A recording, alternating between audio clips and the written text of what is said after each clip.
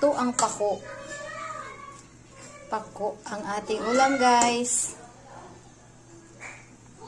Yung hipon, kinain na namin. Ginawa kong buttered shrimp. Kaya wala na kami pang sahog sa pako, sa gulay na pako. Longganisa ang ating sahog, guys. Longganisa cubes. Para sa ating masarap na gulay na pako.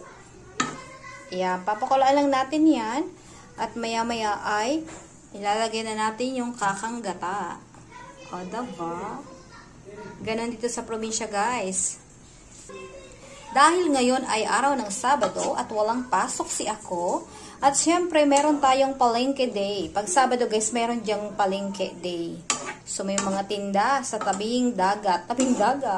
Sa tabing ilog. So, kanina, hindi ko napakita.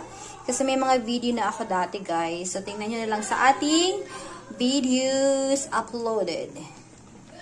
So, ayan, mamayang konti, guys. Pag iyan ay luto na, ilalagay na natin yung kakang gata. At lalagyan na natin ng mga pampalasa, asin, kung ano pa yung gusto nyong ilagay dyan, guys. At syempre, ito ay para sa ating nanay. Kasi nga, hindi siya kumakain ng mga, alam mo yun, mga sardinas. Kasi nga, allergy daw yung paa niya. May, ano kasi siya, guys. Allergy sa paa. So, ayun. So, pako ang aking niluto. Dapat kasi, yung ibang yung ibang hipon natin ay pangsahog natin dito. Kaya lang, nasarapan yung ating mga tsakating na ubos, guys. Kasi, di ba, minsan lang naman kasi makakain. So, ng, tawag dito, yung buttered shrimp. Medyo mura ang ano ngayon, guys, ang ating mga tindang hipon.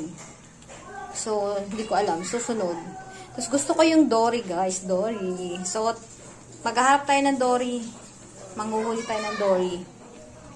Kasi masarap, guys, yung ang aking katrabaho, nagluto siya ng dory na adobo, masarap. Lalo na yung tiyan, ay, ang sarap.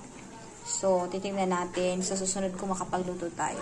Mabilis lang naman tong lutuin, guys. Yung itsura niya pagluto na, alam niyo yun, parang balinghoy, yung talbos ng balinghoy. Kasi dati, nung isang gabi yun ang ulam natin, yung dahon ng balinghoy, yung talbos. So, ayan.